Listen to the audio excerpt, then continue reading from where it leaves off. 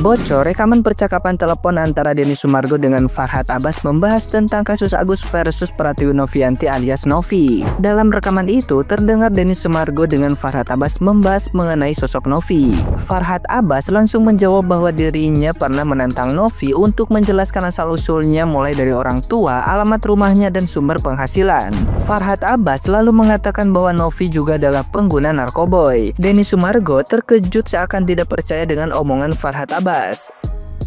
Sebagian besar netizen yang berbakti yang mendengar percakapan Denny Sumargo dengan Farhad Abbas ini mengaku tidak menyangka terhadap Denny Sumargo yang justru ikut menjelekkan Novi.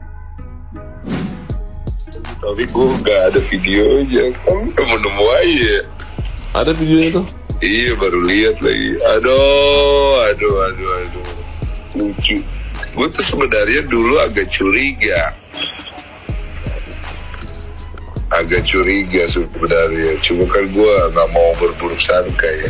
Aku ada hasil investigasi tapi bentuk ini ya, bentuk wawancara teman ya dengan orang-orang yang kita wawancarai, nanti sebagai bahan masukan aja. Kalau Mas Denny mau kita kasih, tapi tidak untuk disebar dan tidak diperkenalkan orang lain saya kasih. Untuk lebih mengetahui karakter orangnya kan. Karena kita ini kan mau perang nih. Kalau perang nih kita harus tahu arahnya. Oh sana gitu kan, nggak bisa gitu. Iya, ini sayangnya kemarin mediasi gue nggak berhasil aja nih, anjing nih. Kenapa dia nggak mau ya? Pemirsa aja. Ya, maaf ini ya para dia. Gue maaf ya, dia agak, ya pasti feeling gue dia agak baper sih sama lu juga. Dan dia juga agak kecewa dan baper juga sama Agus menurut gue ya. Kan saya itu nggak mau kan utama ya, oke lah saya mau, tapi saya pikir lihat dari nadanya Mas Denny kan, saya pikir ngapain saya maksa ngotot, kan saya nggak penting bagi saya itu, ya kan, betul Mas? Benar itu benar. Kan gue masih melihat itikat baik lu di situ ada. Gue apresiasi banget. Makanya gue coba banget untuk mempertemukan dua belah pihak ini. Cuman sayangnya gue berhasil di situ. Gue agak sedih sih karena biar cepet kelar juga kan ya. Itu wawancara dia bilang 3 hari donasi sisanya buat ODGJ itu kapan ya? Itu wawancara udah sebelum kemarin gue ngobrol sama dia tuh. Itu berarti sebenarnya gini ya, kalau Agus cuma 3 hari sisanya bebas, sisanya dibebas sama aja kan, begitu betul Mas kan kira-kira? Iya itu dia agak sulit jawab, sengaja gue masukin tuh buat bahan lo. Terus kedua itu ada sih saya itu dia rekam itu kan pembicaraan dengan asisten, bekas orang dekatnya semua, tahu semua dalamnya luar semua. Iya sih. Makanya cuman bilang kita mau kejar dia punya auditnya itu mulai dari dia buka YouTube sampai pertama donasi Gunung Semeru itu kan ada 3 rekening, itu pun yang didapat tuh 128 juta tapi yang diserahkan cuma 10 juta. Ini gue mau nanya nih sama lu nih. Iya. Tapi lu nggak rekam kan ini pembicaraan gue kan ya? Oh enggak. Oh, awas lu ya, rekam. Ini gue mau nanya pribadi soalnya. Iya. Menurutmu, kan gue ngeliat ya, ini jalur rekam ya, ntar lu adu domba gue lagi, awas ya. Enggak. Gimana? Jadi dia itu kan lumayan hedon tuh, lumayan ya. Dia, oh ya, udah jawabannya dah di situ. Dia itu makanya saya tantang, lu anaknya siapa? Rumah lu di mana? Fotoin aja gitu kan. Penghasilannya di mana gitu. Nanti kan iya, gue agak pertanyaan itu tuh sebenarnya. Karena orang dekatnya bilang dia ani-ani juga gitu. Ada orang. Iya, gue sempet denger juga soalnya ada yang nyimpen gitu-gitu. Tapi gue kan berbaik sangka aja kan maksudnya. Di apartemennya ada semua lengkap. Kalau saya sih nggak, kalau ke situ ya namanya manusiawi ya, nggak ada masalah. Cuman yang jadi masalahnya ini maksudnya dia itu narkoba. Ada narkobanya emang? Ada, bahkan ini orang ngaku bahwa dia pernah diajak sama dia. Serius lu? Iya, sekarang gini Mas, orang kalau ini pengalaman gue ketemu orang di Indonesia ya, ini pengalaman aku sebagai lawyer ya. Itu kalau udah bertemu dengan saya tuh Mas, lebih bagus dia cari damai, dia nggak usah ribut sama aku gitu. Nah, gimana nih menurut netizen yang terhormat? Silakan berkomentar ya.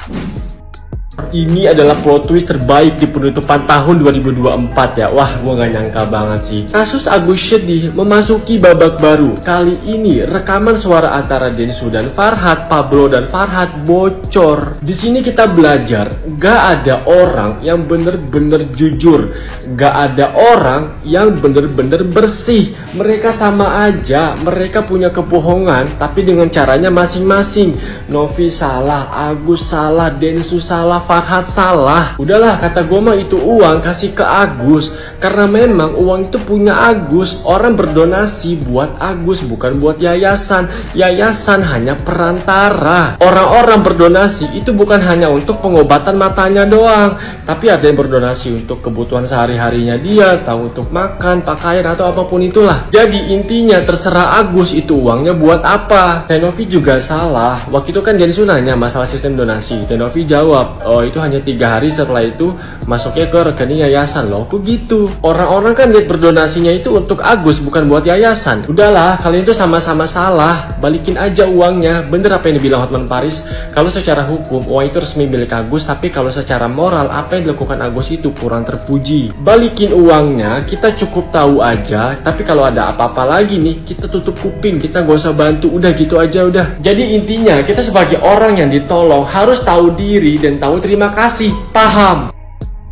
Gue lagi serius-serius ngomongin mental health, terus tiba-tiba adalah rekaman ini gitu. Gue sih belum denger rekaman yang mana Farhad Abbas itu minta 200 juta. Tapi untuk rekamannya Densu ini terus terang gue tidak kaget. Kenapa? Karena dulu sempat kejadian nih, kalau misalnya kalian ingat waktu zaman corona, kalian ingat Denis Karyesta?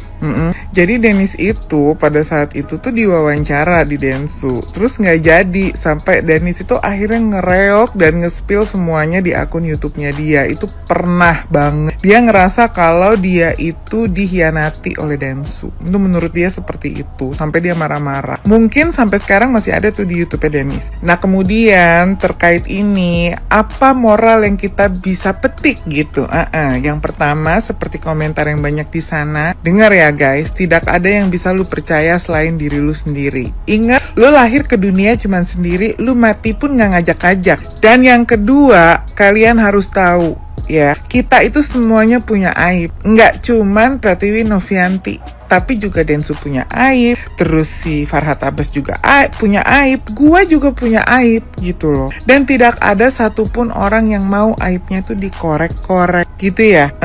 Jadi sudah pasti akan ada spill sana spill sini, dan kita sebagai netizen cuman tinggal duduk dan ngeliatin mau kemana lagi nih gitu kan. Di sini yang perlu kalian tahu dan perlu kalian pahami, itu kalian bisa lihat yang dilakukan Pratiwi Novianti itu adalah dia berusaha membantu ODGJ, membantu orang-orang yang lemah. Terlepas dari ada intensi di belakang itu, entah itu dia bisa pakai uangnya atau apa, itu kan masih spekulasi. Yang mana kalian harus tahu juga kalau bisnis kemanusiaan itu adalah bisnis cuan yang paling besar. Jadi kalau kata gua, mungkin itu karma baiknya Pratiwi Novianti karena dia banyak membantu orang, tapi jadi karma buruknya karena masa lalunya seperti itu. Jadi ya sudahlah gitu ya. Kata gua mah ya udah gitu. Tapi yang penting kita sebagai netizen harus lebih cerdas. Jadi kita tahu siapa sebenarnya si A, siapa sebenarnya si B, siapa sebenarnya si C. Karena ya udah itu akan ke-spill pada waktunya begitu. Menurut gua gitu ya, yang aibnya dibuka sendiri itu salah satu contohnya adalah Kayolo. Makanya gua demen nih orang. Kenapa? Karena dari awal dia ya udah emang gue begini. Terus kenapa lu? Dan nasib dia sama gue kurang lebih sama, dipisahkan dari anak gitu. Jadi dia pergi tidak membawa anak gitu. gue udah denger juga rekaman ya antara Bang Densu dengan FA ya yang berseliweran di sosmed ya guys. Memang ya awalnya gue ngerasa kenapa nih Bang Densu gitu kan, apalagi ada menyebut soal ani-ani ya kalau nggak salah. Nah jadi ya guys, menurut gue ya setelah gue nonton nih hari ini live-nya Bang Densu, Tenovi sama Bang Gary gitu kan, akhirnya kan gue jadi jadi melek gitu ya, jadi melek bahwa sebenarnya percakapan itu tuh sebelum Bang Densu ke Korea katanya. Kenapa baru sekarang heboh ya kan? Nah itu sebenarnya oknum yang menyebarkan itu adalah oknum yang sangat-sangat jahat ya. Sangat-sangat jahat sih menurut gue. Karena kan ya percakapan itu pertama udah Bang Densu bilang loh ya. Udah Bang Densu bilang bahwa lu jangan ngerekam nih ya, jangan ngerekam. Oke lah misalnya Eva merekam, tapi ya yang menyebarkan ini jauh lebih jahat ya. Yang menyebarkan ini jauh lebih jahat gitu. Entah apa motifnya ya kita juga nggak tahu ya. Intinya setelah Bang Densu dan Tenovi dan Mas Gary live dalam satu room gitu kan, itu gue jadi melek sih. Memang Bang Densu sendiri pun udah minta maaf sih secara pribadi ke Tenovi gitu kan. Ya terlepas dari kehidupan pribadi Tenovinya seperti apa, ya itu adalah hak pribadinya Tenovi. Ya hak pribadinya Tenovi dan dia tidak merugikan siapapun gitu ya. Mau siapapun jadi ani-ani pun gitu kan, itu tidak merugikan orang lain gitu ya. Gua nggak ngomongin soal Tenovinya ya.